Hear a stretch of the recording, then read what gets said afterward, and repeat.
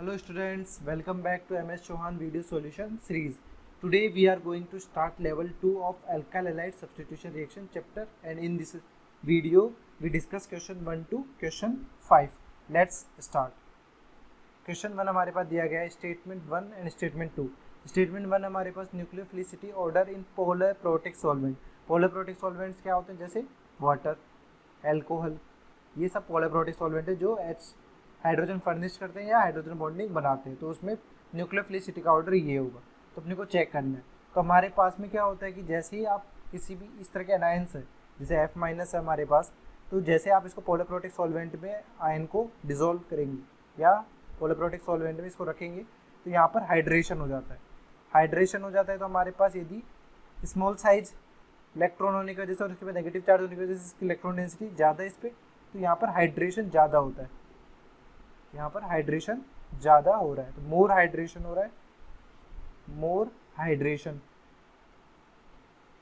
और सिमिलरली यदि big size atom हो, जैसे I- है, I- अपना थोड़ा बड़े साइज में, तो बड़े साइज के होने की वजह से यहाँ पर H2 मॉलिक्यूल इसके सराउंडिंग में थोड़े कम अटैच होते हैं. लेयर्स के फॉर्म में यहाँ पे हाइड्रेशन नहीं हो पाता ज़्यादा, क्योंकि इलेक्ट्रॉन डेंसिटी इसकी थोड़ी कम है, क्योंकि हमारे पास जो नेगेटिव चार्ज है वो इसकी खुद की साइज पे ही डिस्पर्स हो रहा है. तो यहाँ पर क्या होगा? यहाँ पर कंपेरेटिवली लेस हाइड्रेशन होगा. लेस हाइड्रेशन होने की वजह से जो I- है उसकी मूवेबिलिटी यहाँ पर ज़्यादा होगा. मोर न्यूक्लियोफाइल, मोर मूवेबल. यदि मूवेबल ज़्यादा होगा दैट मीन्स क्या है? इसकी एक किसी अटैक, यदि हमारे पास लेट से CH3Br है, अब CH3Br पे अटैक कराना है तो हमारे पास F- है, F- अटैक करने के लिए अवेलेबल यहाँ पर नहीं होगा, क्योंकि यहाँ पर मल्टीपल लेयर्स से हाइड्रेशन हो रहा है. यहाँ पर ये कंपेरेटिवली अवेलेबल होगा, अटैक कर देगा. दैट मीन्स इसकी न्यूक्लियोफिलिसिटी बढ़ेगी. Increase nucleophilicity. ठीक है, न्यूक्लियोफिलिसिटी यहाँ पर इंक्रीज हो रही है पोलर प्रोटिक सॉल्वेंट में. तो यहाँ पर अपने पास ऑर्डर क्या दिया हुआ है कि पोलर प्रोटिक सॉल्वेंट में न्यूक्लियोफिलिसिटी F- की सबसे ज़्यादा है, जो कि गलत है. यहाँ पे सबसे लीस्ट होगी, क्योंकि यहाँ पर हाइड्रेशन सबसे ज़्यादा हो रहा है, लीस्ट न्यूक्लियोफिलिसिटी. ठीक है, और सबसे ज़्यादा किसकी होगी? I- की. तो पोलर प्रोटिक सॉल्वेंट, यानी इन पोलर प्रोटिक सॉल्वेंट न्यूक्लियोफिलिसिटी का जो ऑर्डर होगा वो अपना क्या होगा? सबसे ज़्यादा होगी I-, then Br-, then Cl-, then F-. तो ये वाला फर्स्ट स्टेटमेंट जो है अपना क्या है? फॉल्स स्टेटमेंट है. Next statement, due to bigger size of I- it is less solvated in polar protic solvent. सही बात है कि polar protic solvent like water में ये लेस सॉल्वेट होगा बिगर साइज होने की वजह से. तो यहाँ पर सेकंड स्टेटमेंट ट्रू है, ये फॉल्स है. पहला स्टेटमेंट फॉल्स है, सेकंड ट्रू है. तो हमारे पास ऐसा कौन सा ऑप्शन मैच कर रहा है कि statement 1 is false, statement 2 is true. तो ऑप्शन डी हमारा यहाँ पर करेक्ट आंसर हो जाएगा. ठीक है, नेक्स्ट क्वेश्चन है CH3CH2I NaI एसीटोन की प्रेजेंस में रिएक्शन कर रहे हैं, दैट मीन्स Cl रिप्लेस हो रहा है आयोडीन से. तो यहाँ पर ये कौन सी हेलोजन एक्सचेंज रिएक्शन है? दैट मीन्स फिंकलस्टीन रिएक्शन है. ये रिएक्शन हो जाएगी. क्यों? क्योंकि हमारे पास I- अच्छे न्यूक्लियोफाइल के साथ साथ अपने लिविंग ग्रुप के साथ साथ अच्छा न्यूक्लियोफाइल भी बिहेव करता है, और हमारे पास यहाँ पर क्लोरीन ब्रोमीन होंगे, वो कन्वर्ट किस में हो जाएंगे? आयोडीन से रिप्लेस हो जाता है फिंकलस्टीन रिएक्शन में. तो ये स्टेटमेंट अपना ट्रू स्टेटमेंट है. नेक्स्ट देखते हैं, acetone is polar protic solvent. यहीं पर ये गलत हो जाएगा. पोलर प्रोटिक सॉल्वेंट्स कौन से होते हैं? जो H+ फर्निश करते हैं या हाइड्रोजन बॉन्डिंग करते हैं. जैसे कि हमारे पास में कौन से एग्जाम्पल लें? जैसे कि हमारे पास वाटर हो गया, एल्कोहल हो गया, एसिटिक एसिड हो गया. ये सब हमारे पास क्या है? ये हमारे पोलर प्रोटिक सॉल्वेंट है. बट हमारे पास एसीटोन जो है, एसीटोन का मॉलिक्यूलर फॉर्मूला क्या होता है? एसीटोन का मॉलिक्यूलर फॉर्मूला ये होता है. इसके पास कोई हाइड्रोजन बॉन्डिंग नहीं होगी और H+ फर्निश भी नहीं करेगा, तो ये होता है पोलर अप्रोटिक सॉल्वेंट. तो ये स्टेटमेंट यहीं पे गलत हो गया. तो सेकंड स्टेटमेंट अपना फॉल्स है, फर्स्ट स्टेटमेंट ट्रू है. तो अपना कौन सा ऑप्शन होगा? स्टेटमेंट 1 ट्रू है, स्टेटमेंट 2 फॉल्स है. ऑप्शन सी अपना करेक्ट आंसर हो जाएगा. ठीक है, नेक्स्ट क्वेश्चन है third, in circle whichever of the following. हमारे पास न्यूक्लियोफाइल कौन सा स्ट्रॉन्गर है, यहाँ पर अपने को पता करना है. तो अप्रोटिक सॉल्वेंट अपन ने जस्ट पहले ही पढ़ा है कि हमारे पास में प्रोटिक सॉल्वेंट में ड्यू टू सॉल्वेशन या हाइड्रेशन आप बोल दें, यदि H2O अपने पास न्यूक्लियोफाइल है, वहाँ पर ऑर्डर क्या होगा? I- का, फिर Br- का, फिर Cl-, फिर I-, सॉरी F-. तो यहाँ पर क्यों इसकी सबसे ज़्यादा न्यूक्लियोफिलिसिटी? क्योंकि इसका लेस सॉल्वेशन हुआ है सबसे. सिमिलरली यदि अपन अप्रोटिक सॉल्वेंट ले ली लाइक एसीटोन, तो हमारे पास न्यूक्लियोफिलिसिटी का जो ऑर्डर होता है वो रिवर्स हो जाता है। क्या होता है वहाँ पर, फ्लोराइड का सबसे ज़्यादा, फिर क्लोराइड, फिर ब्रोमाइड, फिर आयोडाइड। इसको आप किस तरह समझ सकते हैं कि हमारे पास में एप्रोटिक सॉल्वेंट का एग्जांपल ले लें कि हमारे पास लेट से एग्जांपल है CH3 C double bond CH3, ठीक है। इसको अपन क्या कर सकते हैं, इस पर हमारे पास देखिए तो डेल प्लस चार्ज यहाँ पर है, डेल माइनस चार्ज यहाँ पर है, और ऑक्सीजन के पास लोन पेयर भी। दैट मीन्स हमारे पास इलेक्ट्रॉन डेंसिटी ऑलरेडी अपन देखते हैं जो स्मॉल साइज फ्लोरीन की होने की वजह से इलेक्ट्रॉन डेंसिटी इस पर ज़्यादा है, और इन लोन पेयर्स की वजह से इस पर रिपल्शन भी ज़्यादा होगा। रिपल्शन ज़्यादा होगा तो इसकी स्पीड ज़्यादा होगी किसी भी रिएक्टेंट पे अटैक करने की, ठीक है। यदि इसकी स्पीड रिएक्टेंट पे अटैक करने की बढ़ रही है, दैट मीन्स इसकी न्यूक्लियोफिलिसिटी बढ़ रही है। दैट मीन्स इंक्रीज न्यूक्लियोफिलिसिटी इस रिपल्शन की वजह से, nucleophilicity due to repulsion, due to repulsion, ठीक है। यहाँ पर कोई अट्रैक्ट सॉल्वेशन तो हो नहीं रहा है, यहाँ पर सिर्फ इसकी वजह से रिपल्शन हो रहा है। यहाँ पे डेल प्लस चार्ज भी इतना ज़्यादा नहीं है कि इसको अट्रैक्ट करे, तो इसमें F माइनस की क्या होगी, एप्रोटिक सॉल्वेंट में न्यूक्लियोफिलिसिटी सबसे ज़्यादा, फिर क्लोराइड की, फिर ब्रोमाइड की, फिर आयोडाइड की। तो यहाँ पर यही है कि एप्रोटिक सॉल्वेंट यदि अपन ले रहे हैं तो उसमें कौन सा ज़्यादा न्यूक्लियोफाइल होगा, फ्लोरीन, ठीक है, F माइनस। और यदि प्रोटिक सॉल्वेंट ले रहे हैं तो I माइनस। अब यहाँ पर स्ट्रोंगर बेस देंगे, F माइनस और I माइनस में से कौन सा ज़्यादा स्ट्रोंगर बेस होगा, कि अपने पास में एक कंसेप्ट इस तरह से याद रखिए आप, स्टेबल एनाइन। यदि स्टेबल एनाइन है तो क्या होगा, वो वीकर बेस होगा। और हमारे पास में किसी भी एक ग्रुप में यदि एलिमेंट दिए हुए हैं, फ्लोरीन, क्लोरीन, ब्रोमीन, आयोडीन, इस पे नेगेटिव, इस पे नेगेटिव, इस पे नेगेटिव, इस पे नेगेटिव, तो जैसे टॉप टू बॉटम जाएंगे तो हमारे पास साइज इंक्रीज होगी। साइज इंक्रीज होने की वजह से स्टेबिलिटी ऑफ एनाइन इंक्रीज होगी, स्टेबिलिटी ऑफ एनाइन इंक्रीज होगी। दैट मीन्स हमारे पास बेसिक स्ट्रेंथ की क्या होगी, डिक्रीज होगी, बेसिक स्ट्रेंथ डिक्रीज होगी, क्योंकि स्टेबिलिटी ऑफ एनाइन इंक्रीज हो रही है, that means basic strength decrease होगी। तो अपने पास सबसे ज़्यादा स्टेबल कौन, बेसिक कौन सा होगा, F माइनस। तो यहाँ पर फ्लोराइड और आयोडाइड में ज़्यादा बेसिक कौन होगा, फ्लोराइड होगा, ठीक है। फिर अपन देख रहे हैं कि प्रोटिक सॉल्वेंट में कौन सा ज़्यादा अच्छा न्यूक्लियोफाइल होगा, तो अमोनिया और इसमें हाइड्रोजन में। तो अपने पास में कौन सा ज़्यादा होगा, यहाँ पर अपने पास देखें कि नाइट्रोजन के पास में लोन पेयर इस तरह से, ये नाइट्रोजन का लोन पेयर है। बेसिक स्ट्रेंथ देखनी है सिंपली, तो आपको क्या करना है, ये बेसिक स्ट्रेंथ या न्यूक्लियोफिलिसिटी में क्या होता है, जस्ट ये डोनेट करके दूसरा बॉन्ड बनाएगा। तो यहाँ पर अपने पास NH2 के केस में देखिए, NH2 के केस में इस तरह से मॉलिक्यूल है, यहाँ पे भी लोन पेयर है, यहाँ पे भी लोन पेयर है। तो due to repulsion between these, due to repulsion between lone pair, यहाँ पर क्या होगा कि कोई भी एक लोन पेयर जो होगा वो अटैक करने की टेंडेंसी ज़्यादा रखेगा कंपेरेटिव टू अमोनिया। तो यहाँ पर न्यूक्लियोफिलिसिटी बढ़ेगी, मोर nucleophilicity.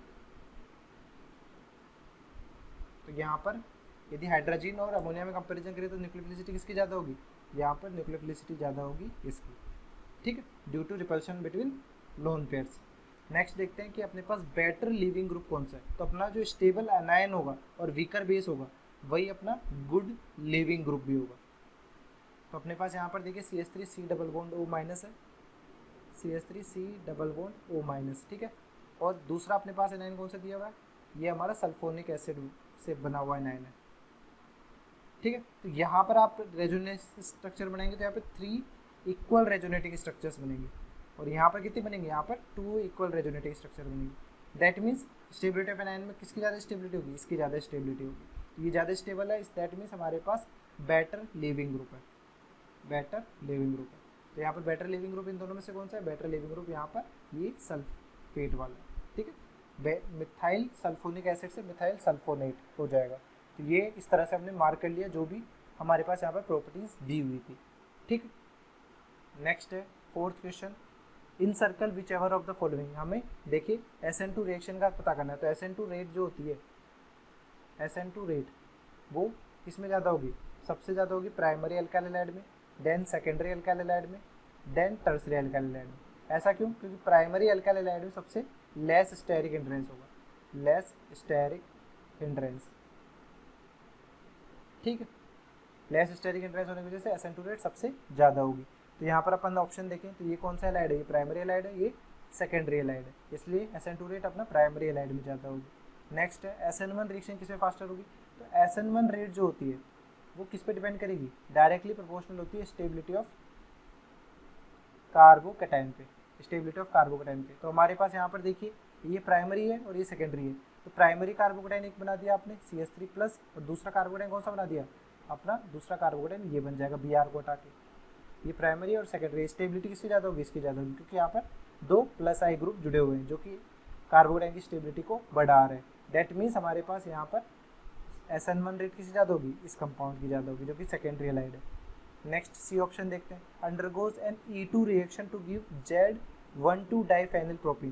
That means Z form में क्या है, सिस फॉर्म में। तो अपने पास यहाँ पर ये क्या दिया हुआ है, HBr का रिमूवल होगा E2 रिएक्शन में। तो ये क्या है 3O, ये H और Br अपोजिट डायरेक्शन में। यहाँ पर देखें तो H और Br सेम डायरेक्शन में, यानी राइट थ्रू। ठीक है, तो इसकी मैकेनिज्म के लिए आप एक ट्रिक यूज़ कर सकते हैं कि सबसे पहले जो ट्रिक है वो क्या है कि आपको कैसे मानना है कि हमारे पास में ये दिया हुआ है कि सिस 3O वर्ड के लिए आपको यूज़ करना है नेगेटिव, इराइथ्रो के लिए भी, इराइथ्रो के लिए यूज़ करना है पॉजिटिव। ठीक है, सिस के लिए पॉजिटिव, ट्रांस के लिए सिमिलर है, EZ के लिए भी हो जाएगा नेगेटिव। इसके अलावा सिन एडिशन और एंटी एडिशन। ठीक है, सिन एडिशन टाइप से होगा तो प्लस, और एंटी एलिमिनेशन होगा या एंटी सिन एलिमिनेशन होगा या एंटी एलिमिनेशन होगा तो नेगेटिव। इस तरह से सिंबल्स हो गए। अब हमारे पास जैसे मैथमेटिक्स में करते हैं अपन नॉर्मली, हमारे पास यहाँ पे 3O है और हमारे पास E2 रिएक्शन करा रहे हैं, तो E2 रिएक्शन अपने पास क्या होगी, एंटी एलिमिनेशन होगा। तो एंटी पे यानी हमारे पास 3O से आ गया प्लस, इससे आ गया माइनस। अब हमारे पास प्लस और माइनस का मल्टीप्लिकेशन आप करते हैं मैथमेटिक्स में तो क्या आता है माइनस। दैट मीन्स इनसे क्या प्रोडक्ट मिलेगा 3O, और एंटी एलिमिनेशन से अपने पास से प्रोडक्ट क्या मिलेगा, यदि अपन ने यहाँ पर 3O लिया और यहाँ पर एंटी एलिमिनेशन कर रहे हैं, अपन एंटी एलिमिनेशन क्या कर रहे हैं, HBr का रिमूवल कर रहे हैं, तो अपने पास यहाँ पे प्रोडक्ट क्या बनेगा, अपने को एल्कीन बनाना है, सिस या ट्रांस। तो यहाँ पर अपने पास एल्कीन क्या बनेगा, नेगेटिव यानी ट्रांस एल्कीन बनेगा, trans that means E form. इसी तरह से यदि यहाँ पे राइथ्रो लेते हैं अपन, सॉरी यहाँ पे 3O है और एंटी है, 3O और एंटी का क्या मतलब हो गया, यहाँ पर नेगेटिव था, यहाँ पे भी नेगेटिव था, ये पॉजिटिव हो जाएगा। दैट मीन्स यहाँ पर ये सिस होगा यानी जेड फॉर्म होगा। यदि राइथ्रो होता तो यहाँ पर क्या हो जाता है, ये एंटी हो जाता। राइथ्रो मतलब प्लस एंटी माइनस, प्लस और माइनस क्या हो जाते हैं, माइनस हो जाता है मल्टीप्लिकेशन में। तो यहाँ पे राइथ्रो और एंटी से क्या हो जाएगा, ट्रांस हो जाएगा, ट्रांस यानी E फॉर्म हो जाएगा। तो इससे अपन कंक्लूड कर सकते हैं कि 3O फॉर्म से अपने पास क्या मिलेगा, इससे अपने पास में जेड फॉर्म मिलेगा, और राइथ्रो से अपने पास E फॉर्म मिलेगा। तो अपने को यहाँ पर पूछा क्या गया था कि किससे अपने को जेड फॉर्म मिलेगा, तो जेड फॉर्म अपने को इससे मिलेगा। ठीक है, और यदि आपको इसको ट्रिक के अलावा बेसिक इसका मेथड से इसको सॉल्व करना है तो उस मेथड को भी आप समझ लीजिए कि कैसे करेंगे। देखिए हमारे पास 3O फॉर्म है, तो 3O फॉर्म हमारे पास कैसा होगा, यहाँ पर देखिए HBr H CH3 PH PH। ठीक है, ये हमारा फिशर प्रोजेक्शन। इससे आप क्या कर सकते हैं, इसको न्यूमेन में कन्वर्ट करना है अपने को। तो न्यूमेन में अपने पास क्लिप्ड कन्फॉर्मर आएगा, इस कार्बन पर HBr एंड PH। ठीक है, इसी कार्बन पर अपने पास यहाँ पर H ये जो है इससे CH3 और यहाँ पर फेनिल। ठीक है, इसमें अपने को HBr रिमूव करना है, तो एंटी पोजीशन पर HBr को लेके जाना है, तो रोटेशन करेंगे। रोटेशन करेंगे तो एक कार्बन को तो कांस्टेंट रख देते हैं, यहाँ पर HBr PH। ठीक है, इसमें अब H यहाँ पर लेके आते हैं, H ये रहा इधर, तो इसके साथ में यहाँ पे CH3 आ जाएगा, यहाँ पर अपने पास क्या आ जाएगा PH। अब कोई भी E2 एलिमिनेशन के लिए स्ट्रॉन्ग बेस लेट से हमने लिया E2O माइनस, तो ये अटैक करेगा H प्लस पे, H प्लस को लेके जाएगा, यहाँ पर HBr का रिमूवल होगा। एंटी एलिमिनेशन होना है तो एंटी एलिमिनेशन और E2 रिएक्शन है, तो अपने पास प्रोडक्ट क्या मिल जाएगा, आफ्टर एलिमिनेशन ऑफ HBr यहाँ पे प्रोडक्ट कुछ इस तरह से मिलेगा। यहाँ पे प्रोडक्ट आप देखिए हमारे पास PH है, यहाँ पर PH के साथ में H यहाँ पर है, CH3 इसके जस्ट अपोजिट में, और PH यहाँ पर। अब इसका ये फ्रंट कार्बन और बैक कार्बन के बीच में डबल बॉन्ड है, इसको आप इस तरह से भी लिख सकते हैं फ्रंट कार्बन। ठीक है, PH एक तरफ है, PH यहाँ पर है, PH इधर है, और H और CH3 एक तरफ है, यानी H और CH3 एक तरफ। तो ये हमारा क्या हो गया, ये हमारा सिन हो गया या जेड फॉर्म, ऐसे सेल की नहीं बोल सकते आप, PH सेम डायरेक्शन में। सिमिलरली अपन ने यहाँ पर निकाला था, तो इसी तरह से आप न्यूमेन प्रोजेक्शन में कन्वर्ट करके राइथ्रो का भी कन्वर्ट करके सॉल्व कर सकते हैं, तब हमारे पास क्या आ जाएगा, E फॉर्म आ जाएगा। तो आप ये मेथड भी यूज़ कर सकते हैं या ट्रिक को डायरेक्टली अप्लाई करके भी यूज़ कर सकते हैं। सिमिलरली क्वेश्चन अपने पास नीचे दिया हुआ है कि हमारे पास यदि NaI एसीटोन के साथ में रिएक्शन करें तो Z1,2 डाइफेनिल प्रोपीन किसे मिलेगा। तो NaI की प्रेजेंस में कौन सी रिएक्शन होती है कि हमारे पास में यदि डाईहैलाइड्स दिए हुए विसिनल डाईहैलाइड इस तरह से, तो NaI एसीटोन की प्रेजेंस में क्या होगा, डी हेलोजिनेशन रिएक्शन होगी। डी हेलोजिनेशन से क्या मतलब है कि ये I- अटैक करेगा यहाँ पर, ये से ये ऐसे, यहाँ पर एंटी एलिमिनेशन होगा, एंटी एलिमिनेशन होगा और एल्कीन का फॉर्मेशन हो जाएगा। ठीक है। सिमिलरली अब यहाँ पर देखेंगे तो अपने को क्या चाहिए, अपने को यहाँ पर जेड फॉर्म चाहिए। जेड फॉर्म कब मिलेगा, जब अपने पास में नेगेटिव नेगेटिव पॉजिटिव, क्योंकि एंटी एडिशन तो नेगेटिव है, तो यहाँ पर भी अपने को नेगेटिव चाहिए। नेगेटिव के लिए अपन ने कौन सा यूज़ किया था, 3U या राइथ्रो, 3U। तो यहाँ पर अपने पास Br अपोजिट डायरेक्शन में, तो यानी ये 3U और ये राइथ्रो। तो अपने को 3O से NaI एसीटोन के साथ में रिएक्शन कराएंगे तो एंटी एलिमिनेशन होगा, यानी NaI के साथ में रिएक्शन करेंगे तो एंटी हुआ। तो अपने पास में प्रोडक्ट क्या मिलेगा, यहाँ पर जेड एल्कीन मिलेगा, यानी 1,2 डाइफेनिल प्रोपीन। यहाँ पर एल्कीन का फॉर्मेशन हो जाएगा, यहाँ पे पीएच, ठीक है, 1,2 डाइफेनिल प्रोपीन, ये CH3 इधर, H इधर। और इस केस में अपने पास क्या मिल जाएगा, इस केस में अपने पास ये एल्कीन का फॉर्मेशन हो जाएगा। दैट मीन्स कुछ इस तरह से, यहाँ पे पीएच, यहाँ पे डबल बॉन्ड, यहाँ पे पीएच, CH3H। ठीक है। तो जेड फॉर्म किसे मिल रहा है, जेड फॉर्म अपने पास इस वाले ऑप्शन में मिल रहा है। तो हमारे पास यहाँ पर जो होगा उसको सर्कल कर लेते अपन, इसमें सर्कल होगा ये वाला पोर्शन 3U। ठीक है।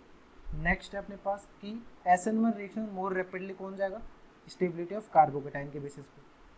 तो यहाँ पर कार्बोकेटाइन देखें तो कार्बोकेटाइन Br को रिमूव किया तो sp2 कार्बन पे कार्बोकेटाइन बनेगा जो कि अनस्टेबल है। बट यहाँ पर देखें तो ये कार्बोकेटाइन क्या होगा, ये रेजोनेंस स्टेबलाइज्ड बनेगा, रेजोनेंस स्टेबलाइज्ड कार्बोकेटाइन।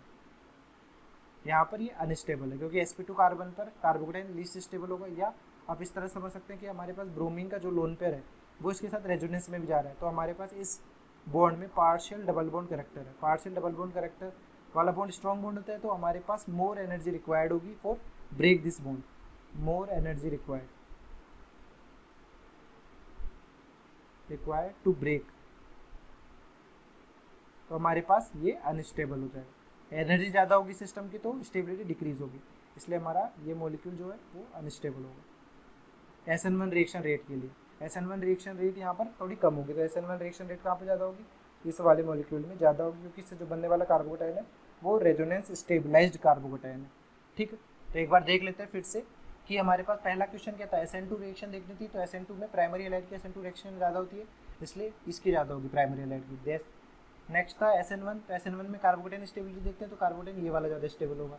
फिर C में था कि E2 रिएक्शन करा के जेड फॉर्म बनानी है, तो E2 रिएक्शन के लिए आपको यहाँ पर ट्रिक मैंने बता दी थी कि आपको किस तरह से ट्रिक यूज़ करनी है। अदरवाइज आप इस तरह से पहले क्या करेंगे, 3O कॉन्फ़िगरेशन है उसको न्यूमेन में कन्वर्ट करेंगे इक्लिप्स्ड फॉर्म में, फिर एंटी पोजीशन पे HBr को लेके जाएंगे और एलिमिनेशन करेंगे, फिर फाइनल प्रोडक्ट का फॉर्मेशन भी कर सकते हैं। तो जिससे हमारे पास में क्या आ जाएगा, यहाँ पर 3O जो कॉन्फ़िगरेशन है उसका एंटी एलिमिनेशन कराकर अपन जेड फॉर्म को बना सकते हैं। सिमिलरली यहाँ पर भी जेड फॉर्म बनाना है तो यहाँ पर भी NaI की प्रेजेंस में डीहेलोजिनेशन होता है, Br2 का रिमूवल हो जाता है, तो यहाँ पर भी 3O फॉर्म, ये वाला जो 3O फॉर्म है इससे अपने पास जेड एल्कीन का फॉर्मेशन होगा। नेक्स्ट है SN1 रिएक्शन। SN1 रिएक्शन के लिए अपने को क्या देखना होता है, कार्बोकेटाइन स्टेबिलिटी।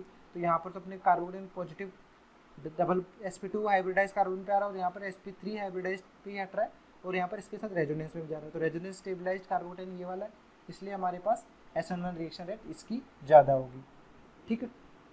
नेक्स्ट क्वेश्चन है 5th, in circle whichever of the following undergoes an SN2 reaction more rapidly. तो ये हमारा प्राइमरी हैलाइड है, ये टर्सरी हैलाइड है, इन दोनों में से SN2 रेट किसकी ज़्यादा होगी, इसकी ज़्यादा होगी, प्राइमरी हैलाइड की। ठीक है, due to less steric entrance, तो यहाँ पर SN2 रेट ये हो गई। इसके बाद देखते हैं E1 रिएक्शन। तो E1 रिएक्शन भी जो होती है वो डायरेक्टली प्रोपोर्शनल होती है स्टेबिलिटी ऑफ कार्बोकेटाइन पे, कि कार्बोकेटाइन इसमें स्टेबल बनता है। तो यहाँ पर कार्बोकेटाइन कहाँ बन रहा है, पहला कार्बोकेटाइन यहाँ पे बन रहा है, इसमें कार्बोकेटाइन देखे तो यहाँ पर बन रहा है, दोनों में कार्बोकेटाइन कौन सा ज़्यादा है, स्टेबल है, ये टर्सरी है, ये प्राइमरी है, तो E1 रिएक्शन रेट यहाँ पर ज़्यादा होगी, तो इसकी रेट E1 रेट ज़्यादा होगी, यहाँ पर इसकी SN1 रेट ज़्यादा होगी। अब यहाँ पर SN1 रेट देखते हैं तो SN1 रेट में भी स्टेबिलिटी ऑफ कार्बोकेटाइन ही देखते हैं। इस Br को हटाया, कार्बोकेटाइन यहाँ पे बनाया, इस Br को हटाया, कार्बोकेटाइन यहाँ पे बनाया, ये कार्बोकेटाइन जो है वो रेजोनेंस स्टेबलाइज्ड है, यहाँ पे रेजोनेंस हो रहा है, इसलिए हमारे पास इन दोनों पेयर्स में से SN1 रेट इसकी ज़्यादा हो जाएगी। ठीक है। यहाँ पर देखते हैं नेक्स्ट SN2 रिएक्शन।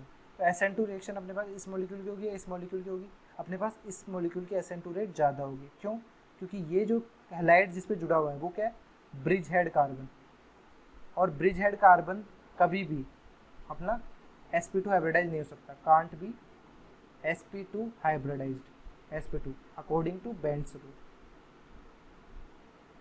ठीक, कि हमारे पास में इस कार्बन के लिए, इस कार्बन पे आप देखें तो ये नॉन प्लेनर स्ट्रक्चर हो रहा है कि हमारे पास एक रिंग ये ऐसे जा रही है, दूसरी रिंग यहाँ पे जा रही है, और एक रिंग अपवर्ड है टुवार्ड्स द व्यूअर या अवे फ्रॉम द व्यूअर में। ठीक है, तो ये कभी भी प्लेनर नहीं हो सकता। और यदि इस पर SN2 रिएक्शन करेंगे तो ट्रांजिशन स्टेट में इस पर क्या हाइब्रिडाइजेशन होगा, sp2, which is not possible on bridge head carbon. ठीक है, ये आपको हमेशा याद रखिए, बेंड्स रूल होता है। तो सिमिलरली कंसेप्ट अपन कई ऑप्शंस में या कई क्वेश्चंस में करते हैं। तो आपको ध्यान रखना है कि SN1 और SN2 दोनों ही रिएक्शन ब्रिज हेड कार्बन पे नहीं रहती, क्योंकि sp2 हाइब्रिडाइज ये सेंटर नहीं हो सकता। नेक्स्ट है E option, undergoes an E2 reaction more rapidly. E2 reaction कहाँ पर होगी अपने को चेक करना है। तो अपने पास ये क्लोरीन देखिए, E2 रिएक्शन के लिए ये H और ये H, यदि आप यहाँ से H को रिमूव करते हैं, यहाँ से H को रिमूव करेंगे तो हमारे पास में कुछ ऐसा प्रोडक्ट बनेगा। हमारे पास ये देखिए, तो डबल बॉन्ड अपने पास कहाँ आएगा, यहाँ पे आएगा। ये डबल बॉन्ड आते ही ये कार्बन क्या हो गया, sp2 हो गया, विच इज़ नॉट पॉसिबल। कि हमारे पास ब्रिज हेड कार्बन कभी भी sp2 नहीं कर सकते अपन, अकॉर्डिंग टू बेंड्स रूल कि मिनिमम 8 मेंबर्ड रिंग तक तो नहीं कर सकते। उसके बाद फ्लेक्सिबिलिटी होने की वजह से अपन इसको थोड़ा टिल्ट करके प्लेनर स्ट्रक्चर में कन्वर्ट करने की कोशिश कर सकते हैं, बट यहाँ पर ऐसा नहीं है। तो हमारे पास में क्या होगा, ये अनस्टेबल होगा। अनस्टेबल होने की वजह से अपने पास E2 रिएक्शन यहाँ पर नहीं होगी। E2 रिएक्शन में डिहाइड्रोएलोजिनेशन नहीं होना है, तो E2 रिएक्शन होगी अपने यहाँ पर HCl रिमूव हो जाएगा। HCl रिमूव हो गया तो हमारे पास में कंपाउंड क्या बन जाएगा, कंपाउंड कुछ इस तरह से बन जाएगा, एल्कीन बन गया अपना ये वाला। ठीक है, तो यहाँ पर E2 रेट किसकी ज़्यादा होगी, E2 रेट अपनी इसकी ज़्यादा हो जाएगी। ठीक है, और यहाँ पर अपन देखें तो E2 रेट किसकी ज़्यादा आ रही है, इसकी ज़्यादा हो रही है। तो अपन एक बार वापस देख लेते हैं कि अपन ने क्या क्या किया है। यहाँ पर अपन ने पहला SN2 था, SN2 में स्टेरिक इंटेंस को ज़्यादा प्रायोरिटी देते, तो यहाँ पर प्राइमरी हैलाइड की सबसे ज़्यादा SN2 रेट होगी, ये टर्सरी के बजाय। दूसरे में देखते हैं E1 रिएक्शन, स्टेबिलिटी ऑफ कार्बोटेन, ये प्राइमरी है, टर्सरी है, जबकि स्टेबल टर्सरी कार्बोटेन है, इसलिए इसकी E1 रेट ज़्यादा होगी। नेक्स्ट SN1 भी स्टेबिलिटी ऑफ कार्बोटेन भी डिपेंड करता है, इसलिए कार्बोटेन यहाँ पर रेजोनेंस स्टेबल बन रहा है, यहाँ पर रेजोनेंस स्टेबल नहीं बन रहा है, तो अपने पास SN1 रेट यहाँ पर इसकी ज़्यादा हो जाएगी। नेक्स्ट है SN2 रिएक्शन। SN2 रिएक्शन में ट्रांजिशन स्टेट में sp2 हाइब्रिडाइजेशन बनता है, बट ब्रिज हेड कार्बन कभी भी sp2 हाइब्रिडाइज नहीं हो सकता till one of the ring is either 8 और मोर मेंबर्ड रिंग। ठीक है, बेंड्स रूल के हिसाब से।